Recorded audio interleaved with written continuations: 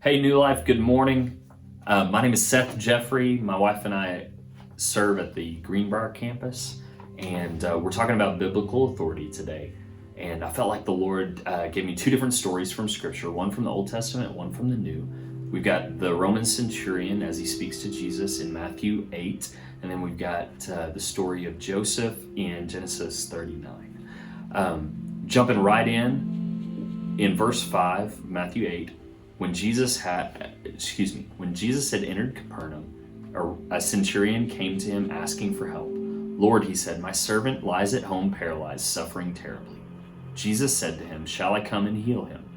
The centurion replied, Lord, I do not deserve for you to have you come under my roof, but just say the word and my servant will be healed. For I myself am a man under authority, with soldiers under me. I tell this one, go, and he goes, and that one, come, and he comes. I say to my servant, do this, and he does it.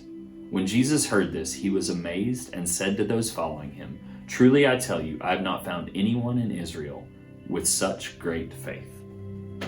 So as the name centurion suggests, he was over about 100 soldiers. He had a cohort commander above him and a legion commander above them. And the legion commander was over about 6,000 troops.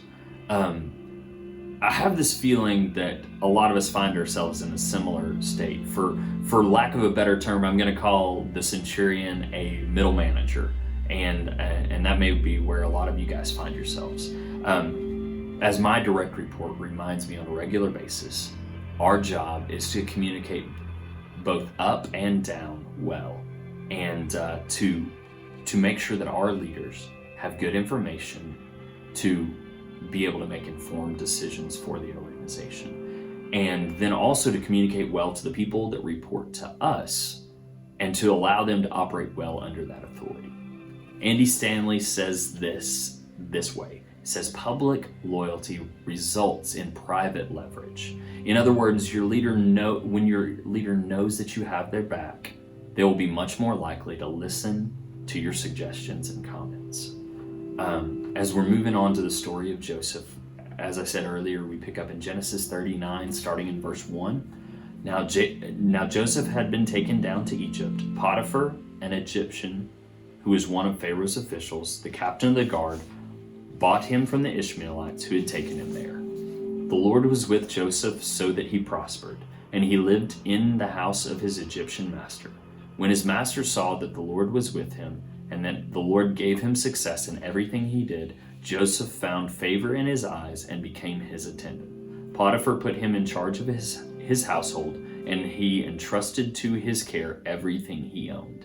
It goes on to say that Potiphar only made decisions for the food that he ate.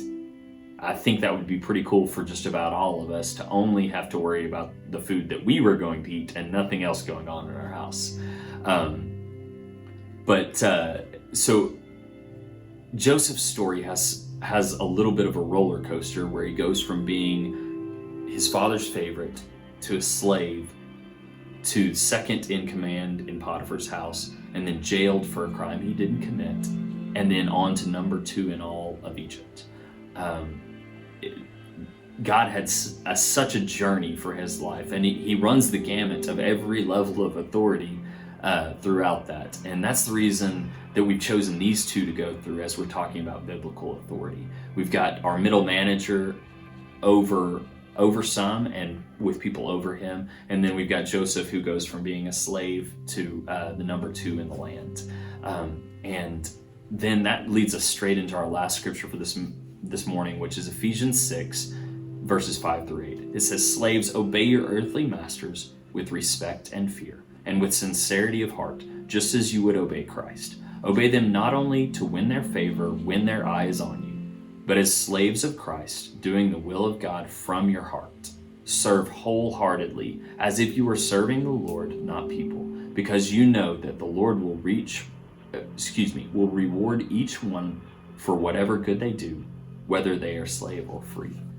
Guys, this is such a great challenge for us in the church. We do everything we do with integrity. We give good information to our leaders. We give good information to the people that we lead.